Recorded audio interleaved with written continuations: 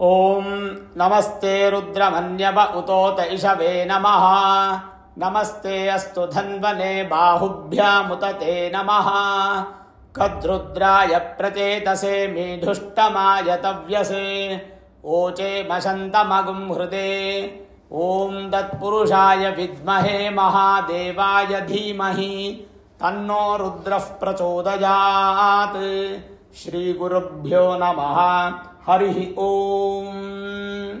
ಆತ್ಮೀಯ ಪ್ರಿಯ ಪ್ರೇಕ್ಷಕ ಮಿತ್ರರೇ, ನಿಮ್ಮೆಲ್ಲರ ಜೀವನ ಸುಖಕರ, ಲಾಭಕರ, ಸಮೃದ್ಧಿಕರವಾಗಿರಲಿ ಅಂತ ನನ್ನ ಆರಾಧ್ಯ ದೇವಿ ಹೊರನಾಡು ಅನ್ನಪೂರ್ಣೇಶ್ವರಿಯ ಪಾದಗಳಿಗೆ ನಮಸ್ಕರಿಸ್ತಾ, ಪ್ರಿಯ ಪ್ರೇಕ್ಷಕ ಮಿತ್ರರೇ, ನವೆಂಬರ್ ತಿಂಗಳ ಮೇಷರಾಶಿಯ ಮಾಸ ಭವಿಷ್ಯ ಹೇಗಿದೆ ಅನ್ನುವಂಥದ್ದನ್ನು ಈ ವಿಡಿಯೋಲ್ಲಿ ನಾವು ನೋಡೋಣ. ಪ್ರಮುಖವಾದಂಥ ಬದಲಾವಣೆಗಳು ತುಂಬ ಚೆನ್ನಾಗಿದೆ ನವೆಂಬರ್ ತಿಂಗಳು. ಎಷ್ಟರ ಮಟ್ಟಿಗೆ ಅಂದರೆ, ಶುಕ್ರ ತನ್ನ ಸ್ವಕ್ಷೇತ್ರದಲ್ಲಿದ್ದು, ಕುಜ ತನ್ನ ಸ್ವಕ್ಷೇತ್ರದಲ್ಲಿದ್ದು ಭಾಳ ಬಲಿಷ್ಠವಾದ ಫಲಗಳನ್ನು ನವೆಂಬರ್ ತಿಂಗಳಲ್ಲಿ ಕೊಡ್ತಾ ಇದ್ದಾರೆ. ಸಾಡೆ ಸಾತಿ ಅನ್ನುವಂಥದ್ದು ಹೌದು, ಮೇಷರಾಶಿಗೆ ಇಲ್ಲ ಅಂತ ಹೇಳಲಿಲ್ಲ.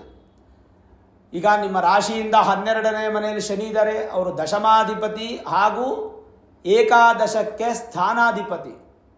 ನಿಮ್ಮ ರಾಶಿಗೆ 10ನೇ ಸ್ಥಾನಕ್ಕೆ ಅಧಿಪತಿ ಹಾಗೂ 11ನೇ ಸ್ಥಾನಕ್ಕೆ ಅಧಿಪತಿಯಾದಂಥ ಶನಿ 12ನೇ ಮನೆಯಲ್ಲಿ house of loss ಅಲ್ಲಿದ್ದಾರೆ. Sade sati ಪ್ರಾರಂಭದ ಭಾಗ ಆದ್ದರಿಂದ ಪ್ರತಿಯೊಬ್ಬರು ಕೂಡ ಶನೀಶ್ವರನ ದೇವಸ್ಥಾನಕ್ಕೆ ಹೋಗುವಂಥದ್ದು, ಶಿವನ ದೇವಸ್ಥಾನಕ್ಕೆ ಹೋಗುವಂಥದ್ದು ನೀವು ಮಾಡಲೇಬೇಕು. ಕಾರಣ ಏನಪ್ಪ ಅಂತಂದರೆ, ನಿಮಗೆ ಸಾಡೆ ಸಾತಿ ನಡೀತಾ ಇದೆ. ಅದರಿಂದ ನಿಮಗೆ ಕೆಟ್ಟ ಪ್ರಭಾವ ಇದೆಯಾ ಅಥವಾ ಒಳ್ಳೆಯ ಪ್ರಭಾವ ಇದೆಯಾ ಅಂತ ನಿಮ್ಮ ಮೂಲ ಜಾತಕದಲ್ಲಿ ಶನಿ ಪ್ರಭಾವವನ್ನು ನೋಡ್ಕೊಂಡು ತಿಳ್ಕೋಬೇಕು.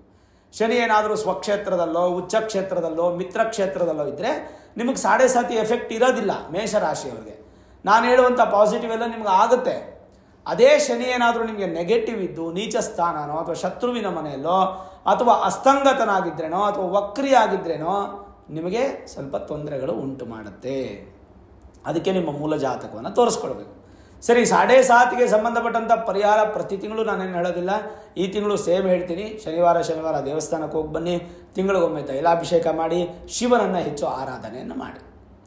ಇನ್ನು ಈ ತಿಂಗಳು ತುಂಬ ಚೆನ್ನಾಗಿದೆ ಅಂತ ಹೇಳಿದ್ನಲ್ಲ, ಒಂದು ನವೆಂಬರ್ 2ನೇ ತಾರೀಕು ಶುಕ್ರ ತನ್ನ ಸ್ವಕ್ಷೇತ್ರಕ್ಕೆ ಬರ್ತಾ ಇದ್ದಾರೆ. ಮೇಷರಾಶಿಗೆ ಸಪ್ತಮಾಧಿಪತಿ ಸಪ್ತಮ ಸ್ಥಾನದಲ್ಲಿ ಇರ್ತಾರೆ. 7ನೇ ಮನೆ ಅಧಿಪತಿ 7ನೇ ಮನೆಯಲ್ಲಿದ್ದಾರೆ ಅಂತಂದರೆ ನಿಮಗೆ ಈ ತಿಂಗಳು ಭಾಳಷ್ಟು ಅದೃಷ್ಟ. ಎಷ್ಟು ಚೆನ್ನಾಗಿರುತ್ತೆ ಅದೃಷ್ಟ ಅಂದರೆ, ನಿಮಗೆ ದ್ವಿತೀಯ ಸ್ಥಾನಕ್ಕೂ ಸಪ್ತಮ ಸ್ಥಾನಕ್ಕೂ ಅಧಿಪತಿಯಾದಂಥ ಶುಕ್ರ ಬಲಿಷ್ಠವಾಗಿ 80% ನಿಮಗೆ ಬಲವಾಗಿರೋದ್ರಿಂದ ಮಾಳವ್ಯ ಯೋಗ ಅನ್ನುವಂಥ ಒಂದು ಅದ್ಭುತವಾದ ಯೋಗ ಅನ್ನುವಂಥದ್ದು ಪ್ರಾಪ್ತಿಯಾಗುತ್ತೆ. ಈ ಮಾಳವ್ಯ ಯೋಗ ಮೇಷರಾಶಿಗೆ ಏನೇನು ಸೂಚಿಸುತ್ತೆ ಅಂದರೆ, ವಿವಾಹ, ದಾಂಪತ್ಯ, ವಸ್ತ್ರ, ವಾಹನ, ಒಂಥರ ಲಕ್ಸುರಿ ಲೈಫನ್ನು ಕೊಟ್ಬಿಡುತ್ತೆ. ಹೇಳಿ ಕೇಳಿ ನಿಮಗೆ 7ನೇ ಮನೆಯನ್ನು ಹೌಸ್ ಆಫ್ ಮ್ಯಾರೇಜ್ ಅಂತ ಕರಿತೀವಿ. ವಿವಾಹ ಸ್ಥಾನ, ಪಾರ್ಟ್ನರ್ಶಿಪ್ ಬಿಸ್ನೆಸ್ ಅಂತ ಹೇಳ್ತೀವಿ. ಹಾಗಾಗಿ ನಿಮ್ಮ ಪಾರ್ಟ್ನರ್ಶಿಪ್ ಬಿಸ್ನೆಸ್ಸಲ್ಲಿ ನಿಮಗೆ ಸಕ್ಸಸ್ ಇದೆ. ವಿವಾಹದ ವಿಚಾರದಲ್ಲಿ ನಿಮ್ಮ ಪ್ರಯತ್ನಗಳು ಯಶಸ್ಸಾಗುತ್ತೆ. ಮದುವೆನೂ ಆಗುತ್ತೆ. ಈ ಸಂದರ್ಭದಲ್ಲಿ ಎಂಗೇಜ್ಮೆಂಟ್ ಆಗೋದು, ಶುಭ ಕಾರ್ಯಗಳಾಗೋದು. ಮೇಲಾಗಿ 2ನೇ ಸ್ಥಾನಕ್ಕೆ ಅಧಿಪತಿನೂ ಅವರೇ. ಆದ್ದರಿಂದ ಧನದ ಅಭಿವೃದ್ಧಿಯಾಗಿ, ಕುಟುಂಬದಲ್ಲಿ ವೃದ್ಧಿಯಾಗಿ, ಸಂಖ್ಯೆ ಅಭಿವೃದ್ಧಿ ಆಗುತ್ತೆ. ಅಂದರೆ ಒಂದು ಸಂತಾನ ವೃದ್ಧಿ ಆಗೋದು. ಈಗ ನಿಮ್ಮ ಮನೆಗೆ ಒಂದು ಮದುವೆ ಆಗಿ ಒಂದು ಹೆಣ್ಣುಮಗಳು ಬಂದರೆ ನಿಮ್ಮ ಮನೆ ಸಂಖ್ಯೆ ಜಾಸ್ತಿ ಆಯಿತಾ? ಮಗು ಆಯ್ತಂದ್ರೆ ಒಂದು ಸಂಖ್ಯೆ ಜಾಸ್ತಿ ಆಯಿತಾ? ಹಾಗಾಗಿ ಕುಟುಂಬದ ಸಂಖ್ಯೆ ಹೆಚ್ಚಾಗುವಂಥ ಸಾಧ್ಯತೆ. ವಾಕ್ಸ್ಥಾನ, ನಿಮ್ಮ ಮಾತಿಗೆ ಹೆಚ್ಚು ಬೆಲೆ. ಮೇಷರಾಶಿಯ ವಿದ್ಯಾರ್ಥಿಗಳಿಗೆ ಈ ತಿಂಗಳು ಭಾಳ ಚೆನ್ನಾಗಿರುತ್ತೆ. ಅದ್ಭುತವಾದಂಥ ತಿಂಗಳು ನವೆಂಬರ್ ಅಂತ ಹೇಳ್ಬೋದು ನಾವು. ಹಾಗಾಗಿ ಶುಕ್ರನ ಸಂಬಂಧಪಟ್ಟಂಥ ಯಾವುದೇ ಪರಿಹಾರಗಳು ನಿಮಗೆ ಅವಶ್ಯಕತೆ ಇಲ್ಲ. ಇನ್ನು 16ನೇ ತಾರೀಕು ರವಿ ತನ್ನ ನೀಚ ಸ್ಥಾನದಿಂದ ಮಿತ್ರನ ಮನೆಗೆ ಬರ್ತಾ ಇದ್ದಾರೆ. 16ನೇ ತಾರೀಕುವರೆಗೂ ಸೂರ್ಯನ ಬಲ ನಿಮಗಿಲ್ಲ. 16ನೇ ತಾರೀಕಿಂದ ಸೂರ್ಯನ ಬಲ ತುಂಬ ಹೆಚ್ಚಿರುತ್ತೆ. ನಿಮಗೆ ಪಂಚಮಾಧಿಪತಿ ಅಂದರೆ ಪೂರ್ವ ಪುಣ್ಯ ಸ್ಥಾನಕ್ಕೂ ಸಂತಾನ ಸ್ಥಾನಕ್ಕೂ ಅಧಿಪತಿಯಾದಂಥ ಸೂರ್ಯ ಅಷ್ಟಮ ಸ್ಥಾನಕ್ಕೆ ಬಂದರೂ ಸಹ ಅದು ಮಿತ್ರನ ಮನೆ ಆದ್ದರಿಂದ ಭಾಳ ಪ್ರಶಸ್ತವಾದಂಥ ಸಂದರ್ಭ. ಸರ್ಕಾರಿ ಉದ್ಯೋಗದಲ್ಲಿ ಬಡ್ತಿ ಸಿಗುವಂಥ ಸಾಧ್ಯತೆ, ಪ್ರಮೋಷನ್ನು, ಇನ್ಕ್ರಿಮೆಂಟು, ರಾಜಕೀಯ ವ್ಯಕ್ತಿಗಳಿಗೆ ಜಯಪ್ರದ. ಮೇಷರಾಶಿಯವರಿಗೆ ಗೌರ್ಮೆಂಟ್ ರಿಲೇಟೆಡ್ ಆಗಿ ಏನಾದರೂ ವಿದ್ಯಾಭ್ಯಾಸ ಮಾಡ್ತಿದ್ರೆ, ಗೌರ್ಮೆಂಟ್ ಎಕ್ಸಾಮ್ಸ್ ಏನಾದರೂ ಈ ತಿಂಗಳು ನೀವು ತಗೊಳ್ತಾ ಇದ್ರೆ ಖಂಡಿತವಾಗಲೂ ಜಯತ್ವ ಪ್ರಾಪ್ತಿಯಾಗುತ್ತೆ. ಕಾರಣ ಸೂರ್ಯ ನಿಮಗೆ ಚೆನ್ನಾಗಿದ್ದಾರೆ. ಇನ್ನು 23ನೇ ತಾರೀಕು ಅಲ್ಲಿವರೆಗೂ ಬುಧ ಏನಾಗ್ತಾರೆ ಅಂತಂದರೆ ನಿಮಗೆ ವೃಶ್ಚಿಕ ರಾಶಿಯಲ್ಲಿ ಇರ್ತಾರೆ. ಆದರೆ ವಕ್ರಿಯನ್ನು ಪಡೆದು ಅವರು 5ನೇ ಮನೆ ಅಧಿಪತಿ ಯಾರು ಸೂರ್ಯನ ಜೊತೆ ಇದ್ದಂಥ ಬುಧ ವಿಶೇಷವಾಗಿ 7ನೇ ಮನೆಗೆ ಬರ್ತಾರೆ. ಬುಧನಿಂದ ನಿಮ್ಗೇನು ಕೆಟ್ಟದ್ದು ಇಲ್ಲ ಒಳ್ಳೆಯದು ಇಲ್ಲ ಈ ತಿಂಗಳು, ಹಾಗಾಗಿ ಏನು ಚಿಂತೆ ಮಾಡೋದು ಬೇಡ. ವ್ಯಾಪಾರ ತಟಸ್ಥವಾಗಿ ನಡೆಯುತ್ತೆ. ಹಿಂದಿನ ತಿಂಗಳು ಹೇಗೆ ನಡೆಯುತ್ತೋ ಈ ತಿಂಗಳು ಅದೇ ಥರ ನಡೆಯುತ್ತೆ. ಒಂದು ಸ್ವಲ್ಪ ಪ್ರಮಾಣದ ಅಭಿವೃದ್ಧಿ ವ್ಯಾಪಾರದಲ್ಲಿ ಇರ್ಬೋದು. ಬಿಟ್ಟರೆ ಬುಧನಿಂದ ಹೆಚ್ಚಿನ ಸಮಸ್ಯೆಗಳು ನಿಮ್ಗೆ ಯಾವುದೂ ಆಗಲ್ಲ. ಹೊಸದಾಗಿ ಯಾವುದು ಪ್ರಾರಂಭ ಮಾಡೋಕ್ಕೆ ಹೋಗ್ಬೇಡಿ, ಇರೋದನ್ನು ಚೆನ್ನಾಗಿ ನಡೆಸ್ಕೊಂಡು ಹೋಗಿ ವ್ಯಾಪಾರದ್ದು. ಆಮೇಲೆ ಸಂಪೂರ್ಣ ನಂಬೋದು, ಯಾರಿಗೊಬ್ರು ಚೆಕ್ ಬರ್ಕೊಡೋದು, ಒಂದು ಅಗ್ರಿಮೆಂಟ್ ಸಿಗ್ನೇಚರ್ ಹಾಕೋದು ಅಥವಾ ಶ್ಯೂರಿಟಿ ಸಿಗ್ನೇಚರ್ ಹಾಕೋದು, ನಾನಿದ್ದೀನಿ ಅನ್ನೋಂಥ ಧೈರ್ಯ ಹೇಳುವಂಥದ್ದು, ಈ ಥರಕ್ಕೆ ಸಂಬಂಧಪಟ್ಟಂಥ ಯಾವುದಾದ್ರೂ ವಿಚಾರಗಳಿದ್ದರೆ ಖಂಡಿತವಾಗಲೂ ನೀವು ಯಾವುದೇ ಥರದ ಭಯ ಪಡುವ ಅವಶ್ಯಕತೆ ಇಲ್ಲ. ಧೈರ್ಯವಾಗಿ ಅದನ್ನೆಲ್ಲ ಕುಲಂಕುಷವಾಗಿ ನೋಡಿ ಆಮೇಲೆ ನಿರ್ಧಾರ ತಗೊಳ್ಳಿ. ಮೌಖಿಕವಾಗಿ ಏನೋ ಒಂದು ಸಿಗ್ನೇಚರ್ ಹಾಕ್ಬಿಡೋದು, ಏನೋ ಒಂದು ಡಿಸಿಷನ್ ತಗೊಳ್ಳೋದು ಮಾಡಬೇಡಿ. ಅದಕ್ಕೆ ನಿಮ್ಮ ಮೂಲ ಜಾತಕವನ್ನು ಒಮ್ಮೆ ತೋರಿಸ್ಕೊಂಡು ಡಿಸಿಷನ್ಸನ್ನು ತಗೊಳ್ಳಿ. ಇನ್ನು 26ನೇ ತಾರೀಕು ಶುಕ್ರ ಬದಲಾವಣೆ ಆಗುತ್ತೆ. ಅದು ನಮ್ಗೆ ಅವಶ್ಯಕತೆ ಇಲ್ಲ, ಯಾಕಂದರೆ 4 ದಿನ ಡಿಸೆಂಬರ್ ತಿಂಗಳ ಭವಿಷ್ಯಕ್ಕೆ ಹೋಗ್ಬಿಡುತ್ತೆ. ಆದರೆ ನವೆಂಬರ್ ತಿಂಗಳಲ್ಲಿ ಮಾತ್ರ ಅದ್ಭುತವಾದ ಫಲ ಶುಕ್ರ ನಿಮಗೆ ಕೊಡ್ತಾ ಇದ್ದಾರೆ. ಇನ್ನೊಂದು ಸಂತಸದ ಸುದ್ದಿ ಏನಂದರೆ, ಹೋದ ತಿಂಗಳೇ ನಿಮಗೆ ಗುರು ಬಂದು ಸುಖಸ್ಥಾನಕ್ಕೆ ಬಂದುಬಿಟ್ರು 4ನೇ ಮನೆಗೆ.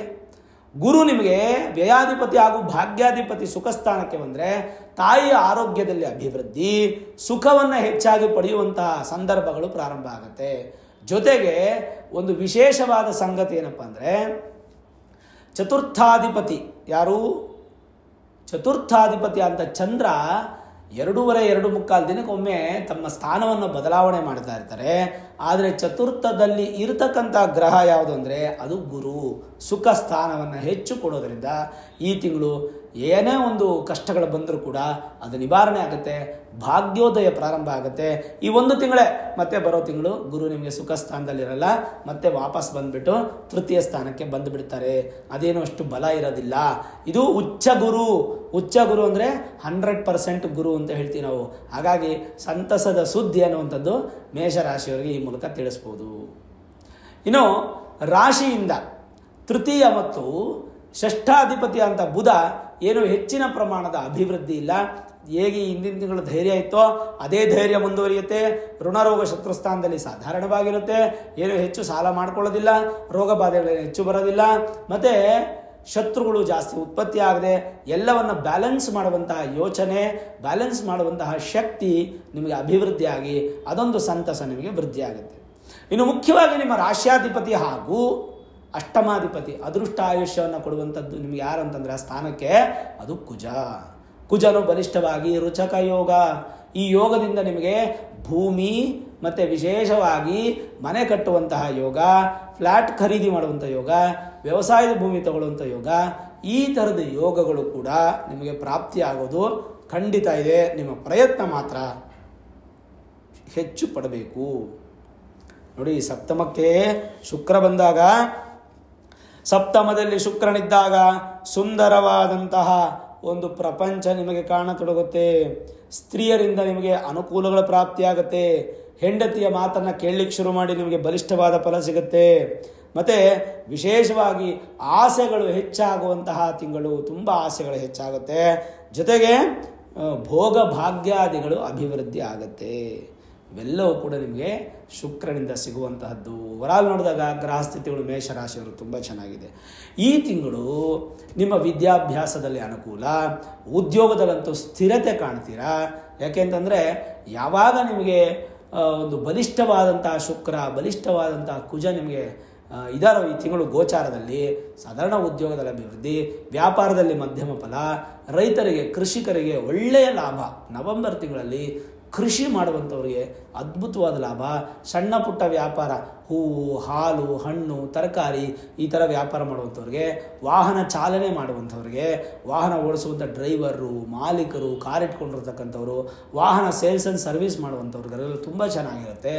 ಒಟ್ಟಾರೆ ಅಭಿವೃದ್ಧಿಯ ದಾರಿಗೆ ಹೋಗುವಂಥ ಎಲ್ಲ ಲಕ್ಷಣಗಳು ಕಾಣ್ತಾ ಇದೆ. ಮೇಲಾಗಿ ಯಾವಾಗಲೂ ತಿಳ್ಕೊಳ್ಳಿ ಒಂದು ವಿಚಾರ ಏನಪ್ಪ ಅಂದರೆ, ನಮಗೆ ನೆಗೆಟಿವ್ ಇದೆ ಅಂತೆ, ಫಸ್ಟ್ ನೆಗೆಟಿವೇ ನನ್ನ ತಲೆಗೆ ಹೋಗೋದು. 7.5 ಇದೆ, ನನ್ನ ಟೈಮ್ ಚೆನ್ನಾಗಿಲ್ಲ, 7.5 ಇದೆ, ನನ್ನ ಟೈಮ್ ಚೆನ್ನಾಗಿಲ್ಲ ಅನ್ನುವಂಥದ್ದನ್ನು ಯೋಚನೆ ಮಾಡಬೇಡಿ. ಅದಕ್ಕಿಂತ ಮಿಗಿಲಾಗಿ 7.5ಗಿಂತ ಮಿಗಿಲಾಗಿ ಬೇರೆ ಗ್ರಹಗಳು ಚೆನ್ನಾಗಿದೆ. ಒಂದು ಗ್ರಹ ನೆಗೆಟಿವ್ ಮಾಡಿದ್ರೆ ಇನ್ನೊಂದು ಗ್ರಹ ಪಾಸಿಟಿವ್ ಮಾಡುತ್ತೆ. ಹಾಗಾಗಿ ಪಾಸಿಟಿವ್ ಮಾಡುವಂಥ ಗ್ರಹದ ಬಗ್ಗೆ ಯೋಚನೆ ಮಾಡಬೇಕೇ ಹೊರತು ನೆಗೆಟಿವ್ ಮಾಡುವಂಥ ಗ್ರಹದ ಬಗ್ಗೆ ಪರಿಹಾರದ ಮಾರ್ಗಗಳು ಹುಡ್ಕೋಬೇಕು. ಈಗ ಸದ್ಯಕ್ಕೆ ನಿಮ್ಗೆ ಕೊಟ್ಟಿರೋಂಥ ಪರಿಹಾರ ಏನು ದೊಡ್ಡ ಸಮಸ್ಯೆಗಳೇನಿಲ್ಲ. ಆ ಪರಿಹಾರ ನಿಮ್ಗೆ ಅನುಕೂಲ ಆಗುತ್ತೆ, ಭಗವಂತನ ಆಶೀರ್ವಾದ ಸಿಗುತ್ತೆ.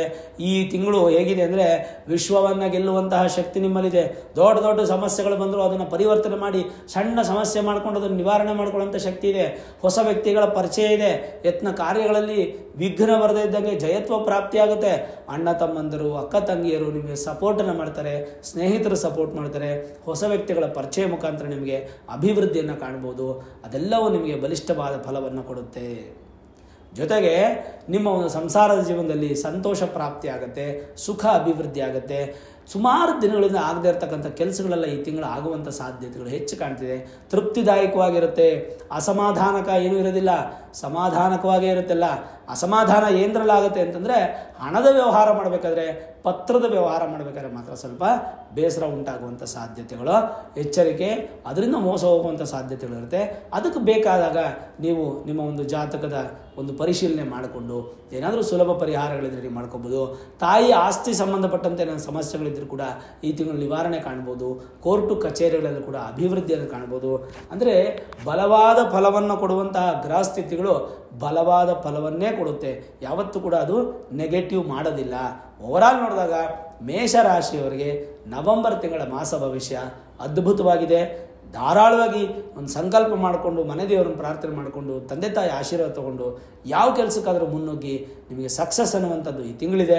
ಸಕ್ಸಸ್ ಆಗಿ ಖಂಡಿತ ಈ ಸಕ್ಸಸ್ ಆದರೆ ನನಗೂ ಕೂಡ ಖುಷಿಯಾಗುತ್ತೆ. ಸಕ್ಸಸ್ ಆದಮೇಲೆ ನನಗೆ ಸಕ್ಸಸ್ ಆಗಿದ್ದೀನಿ ಗುರುಗಳೇ ಅಂತ ಒಂದು ಕಮೆಂಟ್ ಮಾಡಿ ತಿಳಿಸಿ, ನಾನು ಕೂಡ ಖುಷಿ ಪಡ್ತೀನಿ. ನೋಡಿದ್ರಲ್ಲ ವೀಕ್ಷಕರೇ, ಮೇಷರಾಶಿಯ ನವೆಂಬರ್ ತಿಂಗಳ ಮಾಸ ಭವಿಷ್ಯ. ಈ ವಿಡಿಯೋ ಇಷ್ಟ ಆಗಿದ್ದರೆ ಲೈಕ್ ಮಾಡಿ, ಶೇರ್ ಮಾಡಿ, ಮುಖ್ಯವಾಗಿ ನಮ್ಮ ಚಾನಲ್ಗೆ ಸಬ್ಸ್ಕ್ರೈಬ್ ಮಾಡಿ, ಬೆಲ್ ಐಕಾನನ್ನು ಪ್ರೆಸ್ ಮಾಡಿ.